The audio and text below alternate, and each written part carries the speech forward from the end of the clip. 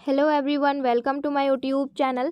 आज हम लोग यहाँ पर टीचिंग एप्टीट्यूड के क्वेश्चंस को विद एक्सप्लेनेशन डिस्कस करेंगे। और क्लास नोट्स अगर आपको चाहिए होगा, PDF study materials, BEd notes भी चाहिए होगा तो आप Telegram channel, Telegram group, WhatsApp channel से ज्वाइन हो जाइएगा।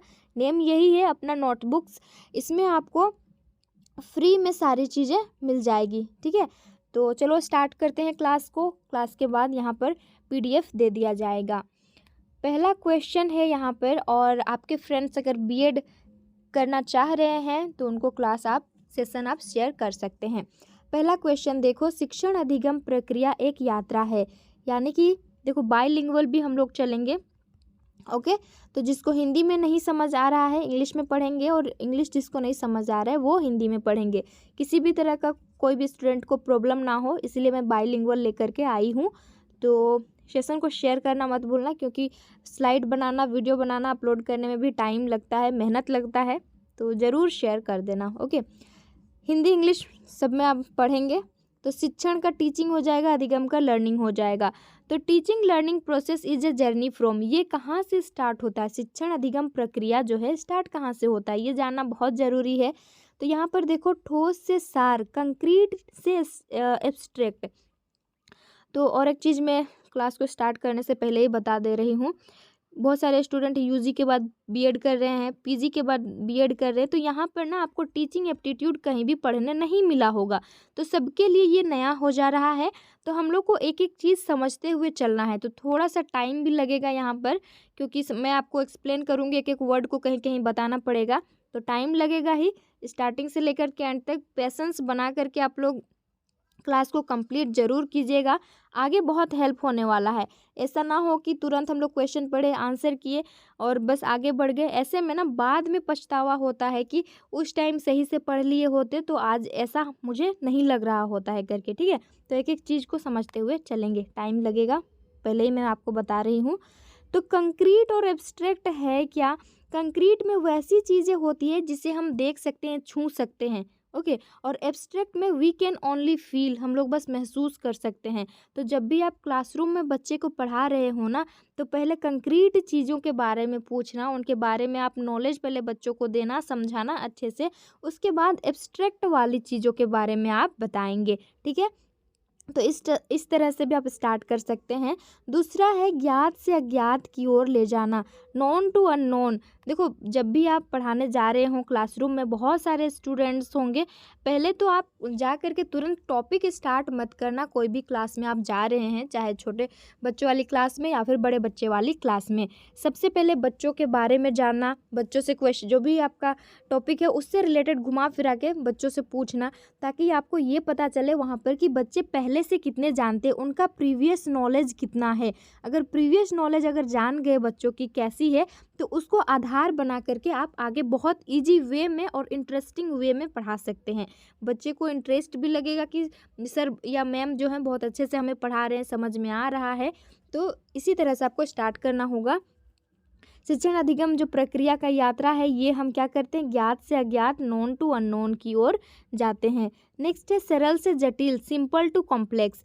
आप क्लासरूम में जाते ही हार्ड वर्ड का यूज़ नहीं करेंगे, सिंपल वर्ड्स को कॉम्प्लेक्स वर्ड्स या फिर कॉम्प्लेक्स वे में उसको क्या करेंगे, कनेक्ट करते हुए चलेंगे। तो ऐसे में बच्चे ना बहुत अच्छे से समझ जाएंगे और आगे पढ़ने में वो इंटरेस्टेड भी होंगे। तो शिक्षण अधिगम प्रक्रिया का यात्रा कहाँ से शुरू होता है? तो ये सभी तरीकों से हम शुरू कर सकते हैं। ऑप्शन डी हमारा करेक्ट आंसर होगा। कंक्रीट टू एब्स्ट्रैक्ट जाएंगे, नॉन टू अननोन जाएंगे, सिंपल टू कॉम्प्लेक्स जाएंगे। नेक्स्ट है सीखना हो सकता है, लर्निंग में भी। लर्निंग क्या है? जो हम औपचारिक तरीके से सीखते हैं वो क्या लर्निंग है, अनौपचारिक या फिर इनफॉर्मल वे में सीखते हैं वो सीखना है, दोनों है, या फिर नन ऑफ दी अबव। जब मैं आपको एजुकेशन यानी कि शिक्षा पढ़ा रही थी, तब मैं आपको 3 टाइप बताई थी एजुकेशन का, है ना। यहाँ पर क्या था, इनफॉर्मल था, फॉर्मल था और नॉन फॉर्मल था। ओके, तो देखो हम जो स्कूल में सीखते हैं उसे भी हम सीखना ही कहते हैं, और जो हम अपने माता पिता से, आस पड़ोस से सीखते हैं वो भी क्या है, सीखना ही है।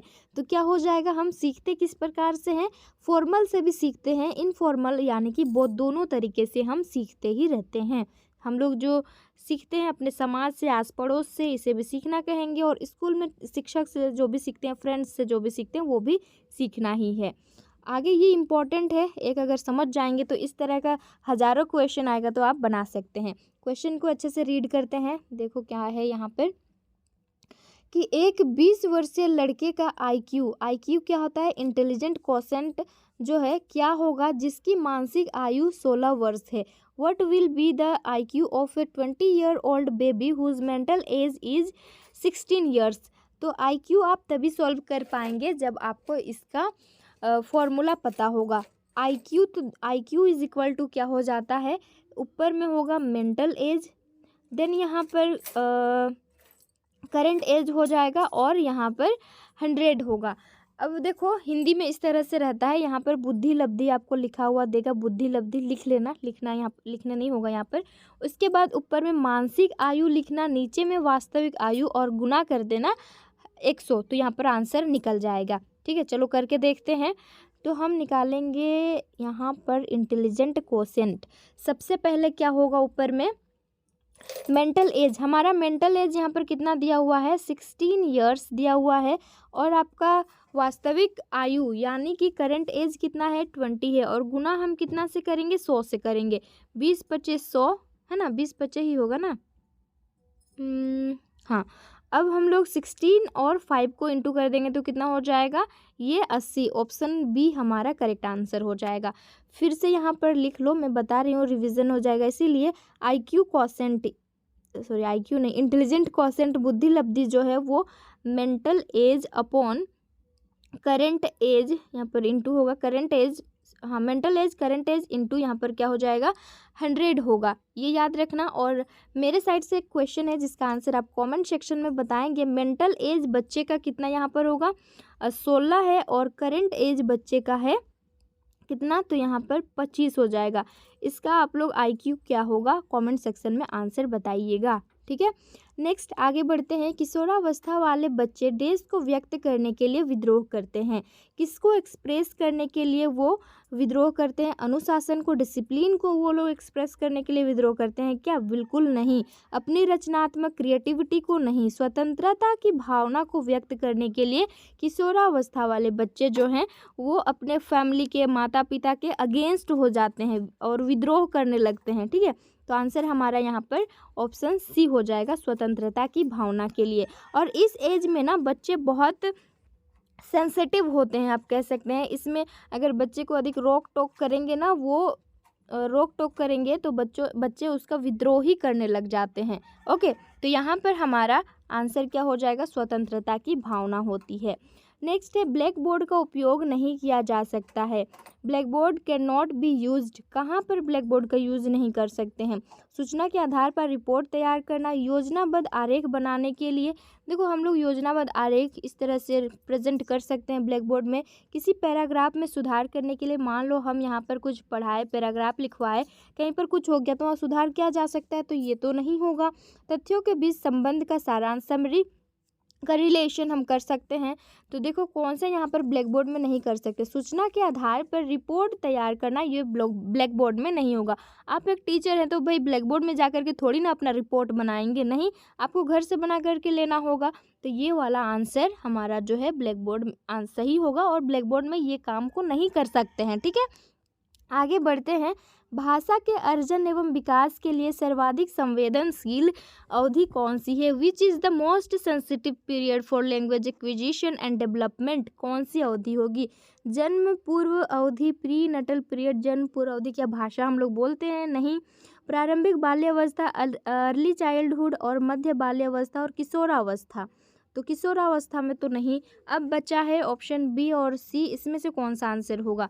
तो अर्ली चाइल्डहुड को माना जाता है यहाँ पर जन्म से लेकर के 2 या फिर 2.5 वर्ष तक हम लोग मानते हैं। और बच्चे जो है ना, इसी में वो क्या करता है, भाषा को सीखने लगता है। ओके, तो हमारा करेक्ट आंसर क्या हो जाएगा, ये अर्ली चाइल्डहुड ही है जो है ये most sensitive period for language acquisition और डेवलपमेंट का। डेवलपमेंट भी मैं आपको बहुत अच्छे से बताई हूँ कि ये जो है ना वॉर्म टू टॉम तक चलता है, गर्भ से लेकर के कब्र तक चलता है डेवलपमेंट। माँ के घर में भ्रूण बनने समय से लेकर के ये मरने तक डेवलपमेंट चलता ही रहता है।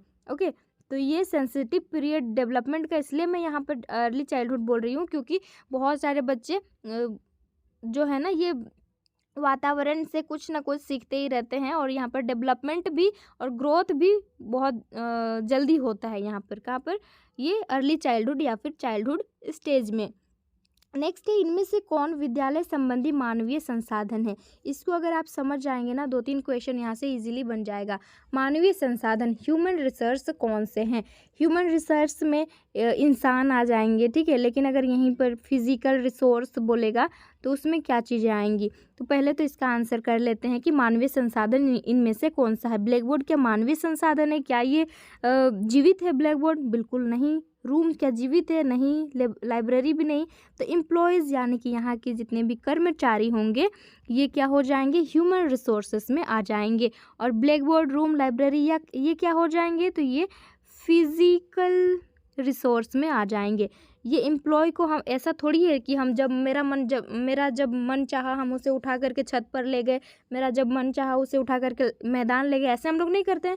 लेकिन हम लोग ब्लैक बोर्ड को, इन सारी चीज़ों को, इसके अलावा यहाँ पर बहुत सारी डेस्क, बेंच वगैरह आ जाएगा, इन सारी चीज़ों को हम ऐसा कर सकते हैं, है ना। लेकिन एम्प्लॉय खुद से आना जाना कर सकते हैं। जितने भी एम्प्लॉय होंगे, टीचर्स होंगे, यहाँ पर टीचिंग स्टाफ्स हो जाएंगे, नॉन टीचिंग स्टाफ्स भी होंगे, तो वो सारी चीज़ें यहाँ पर ह्यूमन रिसोर्स में आ जाएंगे और ये सारी चीज़ें फिजिकल रिसोर्सेस में। आगे बढ़ते हैं। राष्ट्रीय शिक्षा नीति 2020 के अनुसार स्कूली शिक्षा की संरचना इस प्रकार होगी, यानी कि according to national education policy 2020 structure of school education will be. तो पहले का स्कूल जो एजुकेशन का स्ट्रक्चर वो क्या था? 10+2+3 वाला पैटर्न था जो कोठारी कमीशन ने दिया था। लेकिन अब NEP 2020 के अनुसार क्या हो गया है स्ट्रक्चर? 5+3+3+4 हो गया है। अब ये जो 5 है ना, इसको 3 साल और 2 साल में बांट दिया है। 3 साल बच्चा पहले आंगनवाड़ी में पढ़ेगा, ठीक है, उसके बाद पहली और दूसरी क्लास जो है ये स्कूल में पढ़ेगा। तो देखो ये जो 5 साल वाला है जिसमें आंगनवाड़ी में 3 साल और 2 साल पहली दूसरी क्लास हो जाएगा, तो इसे कौन सा स्टेज कहते हैं? तो इसे फाउंडेशन स्टेज, बुनियादी स्तर इसे कहेंगे। फाउंडेशन स्टेज 5 वाले को कहेंगे। अब बच्चा है ये 3, ये कौन से क्लास में रहेगा बच्चा? 2 क्लास तक तो इधर पढ़ लिया है, तो 3, 4 और 5, ठीक है, ये हो जाएगा। और इस स्टेज को क्या कहेंगे यहाँ पर?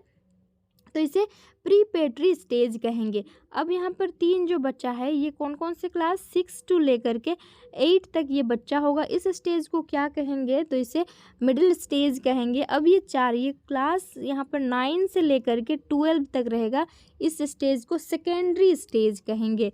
तो ये आप लोग एक जगह नोट डाउन कर लो, आपका आगे काम आने वाला है। कुछ भी कैसे भी क्वेश्चन पूछेगा तो आप इजी वे में आंसर कर सकते हैं, ठीक है। तो पैटर्न क्या है हमारा? 5+3+3+4 है। 3-4 बार खुद से बोलेंगे ना, वो मतलब 5 बस याद रहेगा तो 3+3+4 वो खुद से बोल लेंगे आप।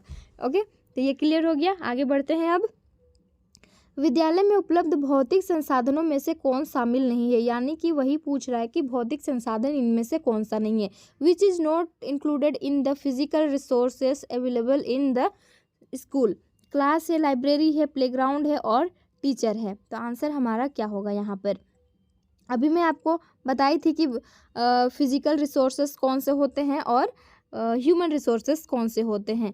तो लिविंग बीइंग जो भी है वो ह्यूमन रिसोर्सेस में आ जाएंगे। और फिजिकल में जैसे कि आप यहाँ पर देख सकते हैं, क्लास है, लाइब्रेरी है, प्लेग्राउंड है, ये क्या हो गए? ये फिजिकल रिसोर्सेस हो गए। लेकिन इनमें से क्या पूछा है कि फिजिकल रिसोर्सेस कौन सा नहीं है? तो टीचर जो है ये फिजिकल रिसोर्सेस नहीं है, ये ह्यूमन रिसोर्सेस है, ठीक है। ऑप्शन यहाँ पर हमारा क्या हो जाएगा? ऑप्शन डी करेक्ट आंसर होगा। आगे बढ़ते हैं। नई शिक्षा नीति 2020 के दस्तावेज में कितने भाग हैं? जो NEP 2020 है ना, आप टीचर बनने वाले हैं तो आपको पढ़ना ही होगा NEP 2020 के बारे में। तो इनमें से जो दस्तावेज है कितने भाग हैं? 2, 3 और 4, तो 4 भाग हैं। और वो 4 भाग कौन कौन से हैं? तो पहला भाग आप लोग लिख लेना, पहला जो है ना ये स्कूली शिक्षा यानी कि स्कूल एजुकेशन से ये है, यानी कि स्कूल एजुकेशन के बारे में इसमें है। सेकंड यहाँ पर क्या है? हायर एजुकेशन के बारे में बोला गया है। और थर्ड क्या है यहाँ पर? अदर की एरियाज ऑफ फोकस है, की एरियाज के बारे में। और फोर्थ में क्या है यहाँ पर? Making it happen. ठीक है, तो ये चारों आप याद कर लेंगे। पहला है स्कूली शिक्षा, दूसरा है उच्चतर शिक्षा, तीसरा में है यहाँ पर की एरियाज ऑफ फोकस, और चौथा है यहाँ पर मेकिंग इट हैपन। तो ये 4 भाग हैं नई शिक्षा नीति 2020 के दस्तावेज में। आगे बढ़ते हैं। स्कूली शिक्षा के क्षेत्र में NCERT की स्थापना किस वर्ष की गई थी? हम लोग एक्सप्लेनेशन के साथ यहाँ पर पढ़ रहे हैं तो थोड़ा सा टाइम लगेगा, तो पेशेंस बनाए रखना। इतना दूर देखे हैं तो आगे भी देख लेना, आप ही के लिए बेनिफिट होगा। ठीक है ना? तो यहाँ पर बोला गया है कि NCERT की स्थापना किस वर्ष की गई है?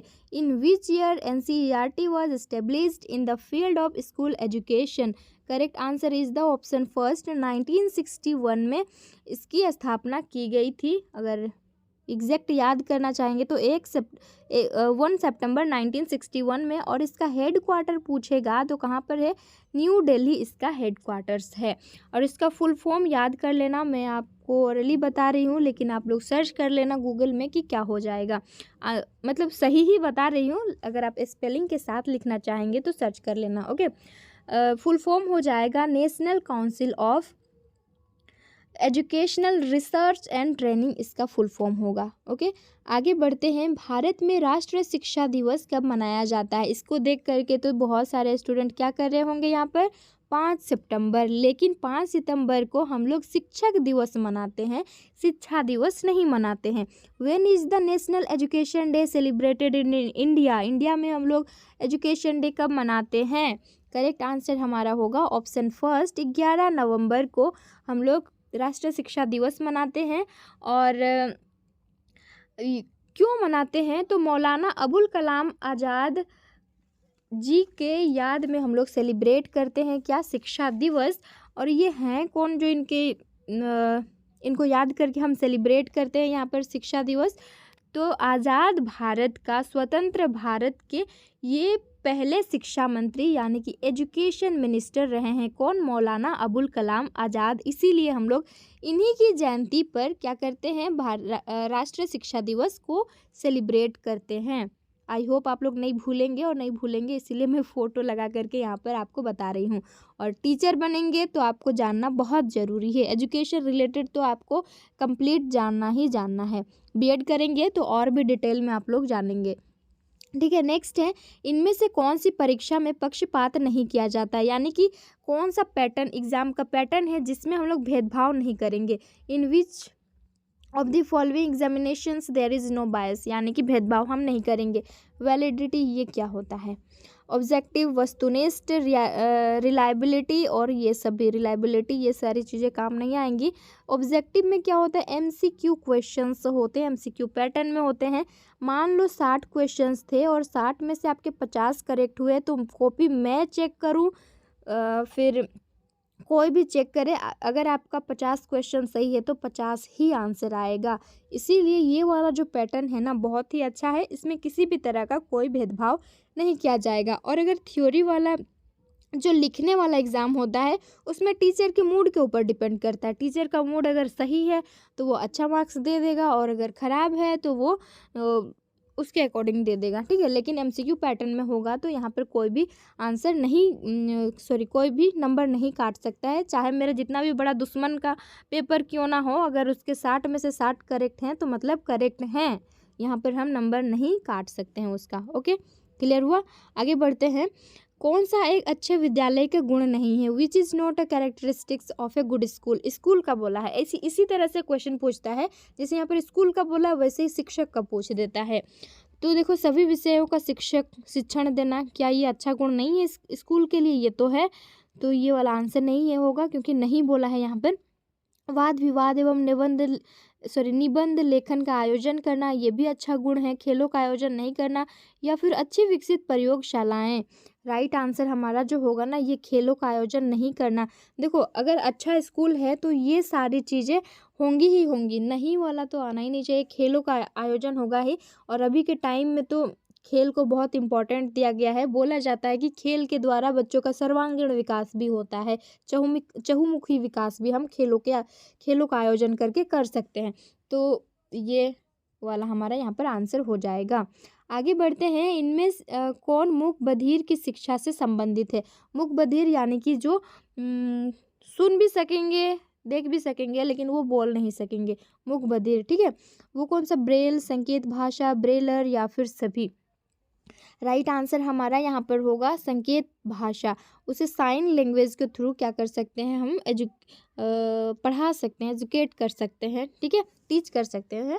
और ब्रेल जो है, ये हम लोग नेत्रहीन जो देख नहीं सकते हैं, वैसे बच्चों को हम पढ़ाते हैं। उसमें इस तरह से गोल गोल सा रहता है, वो लोग का स्क्रिप्ट ब्रेल स्क्रिप्ट है, जो जिसको वो लोग छू करके पता लगाते हैं कि इसमें क्या लिखा हुआ है, उभरा हुआ ये सब रहता है। ओके, नेक्स्ट है अध्यापक केंद्रित कक्षा में छात्र प्रायः बन जाते हैं। अगर कोई क्लास है उसमें बस टीचर सेंटर्ड चल रहा है तो बच्चे क्या हो जाएंगे? टीचर सेंटर्ड है तो बच्चे निष्क्रिय हो जाएंगे। पढ़ा रहा है बच्चा इधर सो रहा है बहुत ही मज़े में, तो ऐसे क्या हो जाएगा? पैसिव वहाँ पर सिचुएशन क्रिएट हो जाएगा।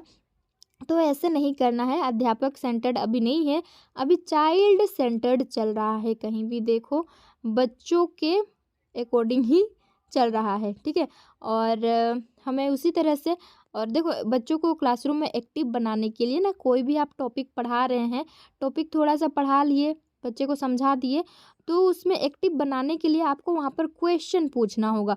क्वेश्चन पूछेंगे तो बच्चों का अटेंशन भी रहेगा क्लास में। ठीक है, ध्यान भी देते रहेंगे और वो समझते हुए भी आगे बढ़ेंगे। तो एक्टिव बनाने के लिए क्वेश्चन आंसर बीच बीच में करते रहना चाहिए बच्चों को। आगे बढ़ते हैं। शिक्षा मनुष्य की अंतर्निहित क्षमता का परिपूर्णता से विकास करती है, यह कथन किसका है? Who said? तो ये स्वामी विवेकानंद जी का स्टेटमेंट है। आगे है बाल्यावस्था और युवावस्था के बीच की अवस्था को क्या कहा जाता है?